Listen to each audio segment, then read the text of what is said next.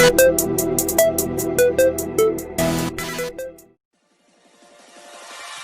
this.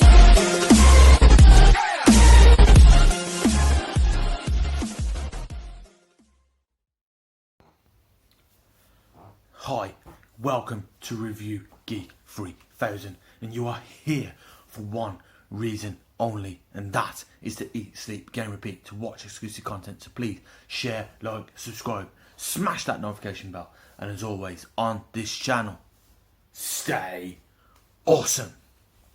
And yes guys, 9 days away until Survivor Series, and SmackDown hits the Fox airwaves, seeking to write the latest chapter in the build to battle for brand supremacy, while simultaneously furthering its own exclusive rivalries. So yes guys, this is the Contenders Corner, and we are ready to talk everything that is wrestling. So yes guys, we're gonna get smashed. We're gonna get straight in and talk SmackDown.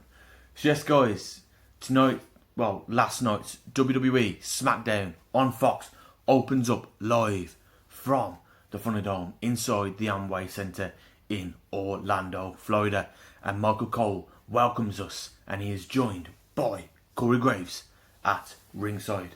And we start off with Apollo Crews versus Sami Zayn.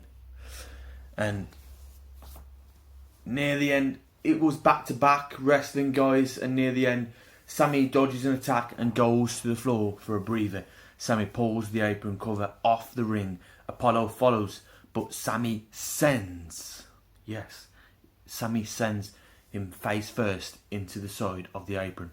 Sami traps Apollo's leg in the frame of the ring, and Crews gets counted out.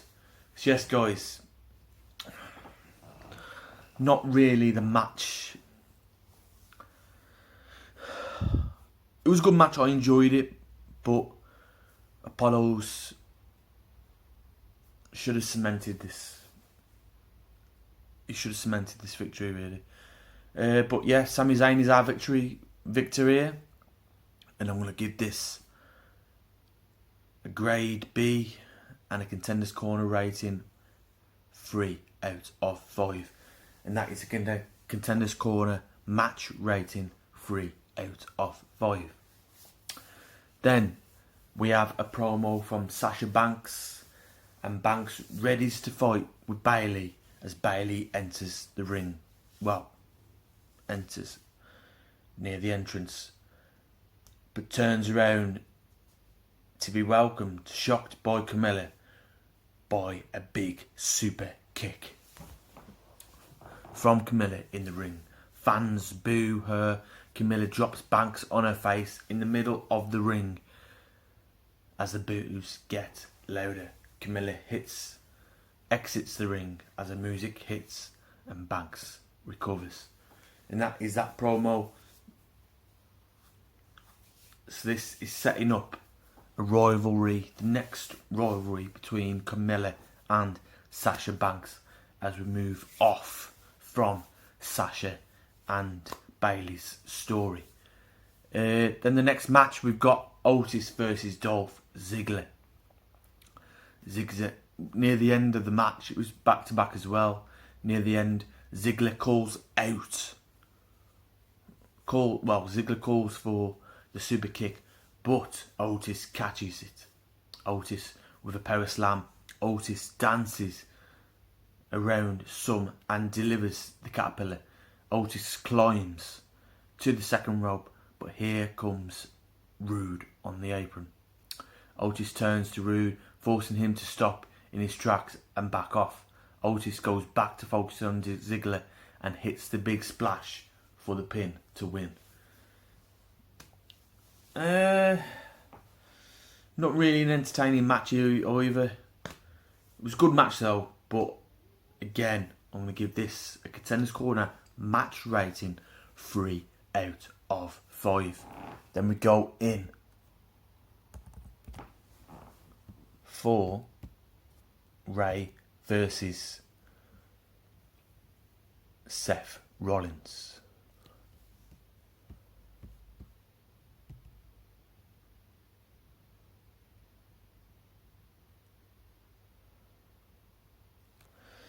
So yes guys, the long rivalry between Rey Mysterio and Seth Rollins finally comes to head last night in a match dubbed by the mass marketing team of WWE and its voice, Michael Cole,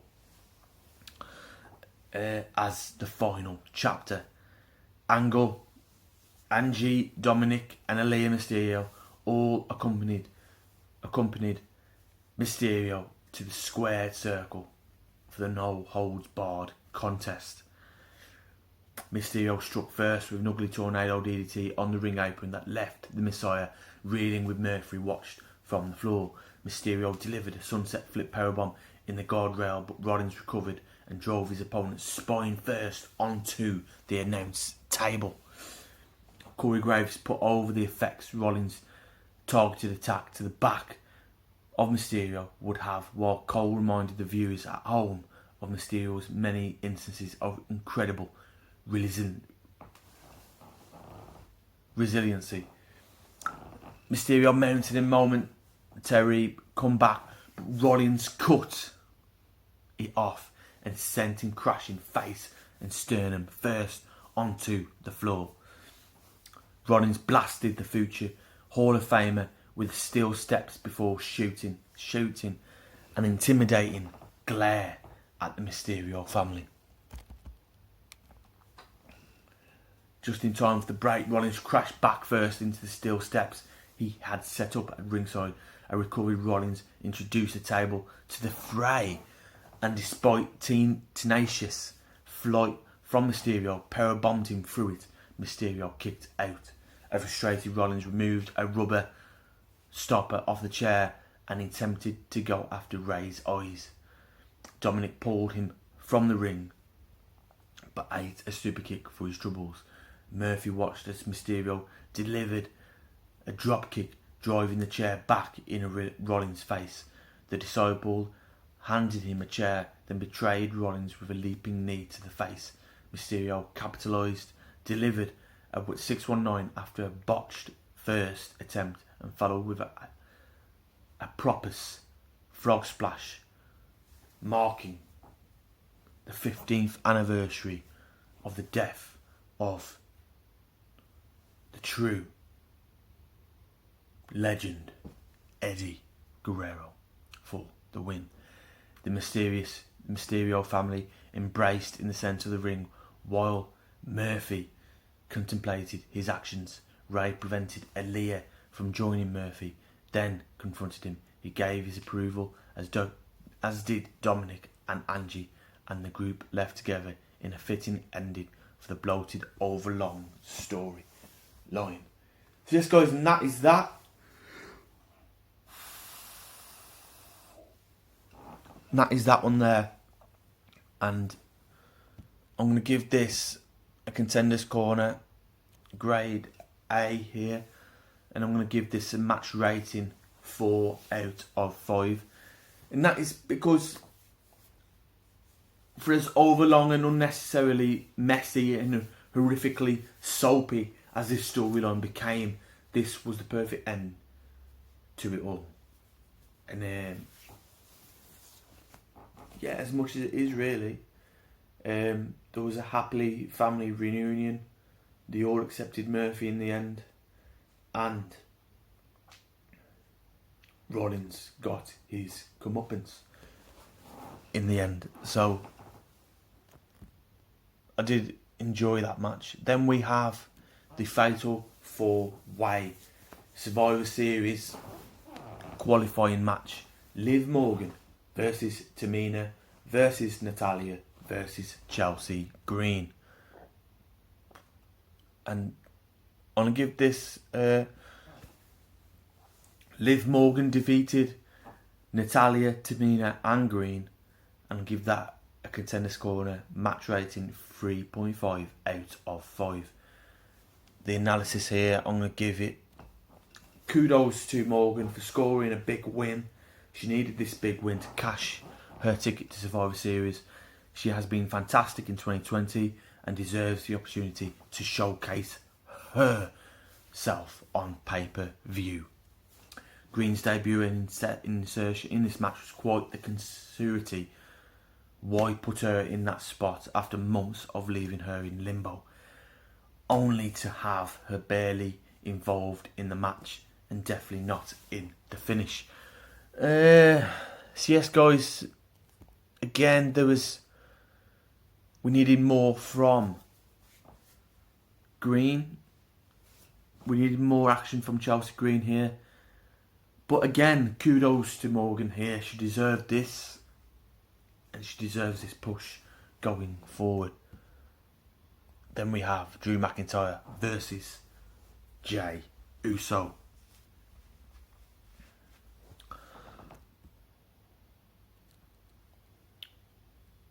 Well, guys, labelled an unsanctioned match due to the interpromotional nature of the contest.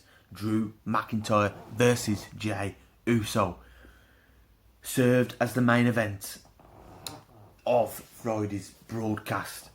The result of the overzealous Uso jumping the gun and putting his foot in his mouth earlier in the broadcast. An aggressive McIntyre punished Uso from the opening ball, sending a message to Roman Reigns in the process, while Corey Graves questioned the intelligence of inspecting energy and emotion just days before his WWE Championship match against Randy Orton on Raw. Uso seized control during the break, pounding away at the face of former WWE Champion as the show returned from the commercial timeout. He cut McIntyre's attempt at a comeback off from a Samoan drop, then stumped away in the corner. McIntyre answered with a Glasgow kiss headbutt, then a sky high for a 2 count. Uso rocked him with a super kick and scaled the ropes, only for McIntyre to meet him up top. Uso hung him in the tree of woe, but McIntyre sat up and delivered an overhead suplex. He looked for the Claymore kick, but Uso bailed for the floor. McIntyre followed, attacking him until Reigns' music played. The Tribal Chief walked with purpose as he headed to the ringside area. Uso capitalised on the distraction, sending the Scottish psychopath into the steel steps.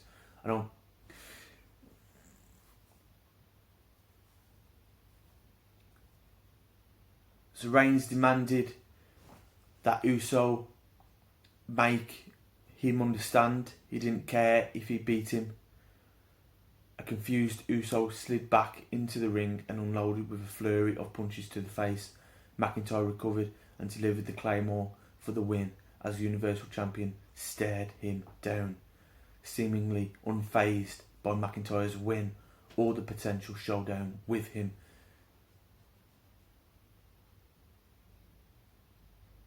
And then Reigns said, "Get you one of these, then we'll talk on Sunday," leaving McIntyre behind as he headed up the ramp. So McIntyre defeated Uso, and I'm going to give this a 4.5 out of 5. The action, the build-up, the storyline, and the analysis. What happens when someone strays from orders and goes into business with themselves? This happens. McIntyre overcame Uso to pick up the win, almost certainly guaranteeing an unpleasant week for Uso as he continues to serve the Tribal Chief. The post-match exchange between Reigns and McIntyre was great, and the Universal Champion continues to be the best thing about WWE television right now. Not the best thing. At the minute, it's between Randy Orton and The Fiend. What's going on with Roman Reigns at the minute is new, fresh. I like what he's brought as a heel, but I'm not a big fan of Roman Reigns anyway, and I am very critical of Roman Reigns' work. But this storyline with Jay Uso, the added creative with Paul Heyman. I'm liking it. It's new. But I am very critical of Roman Reigns' work. I'm not a fan. Never have. But I like what he is bringing here. Again,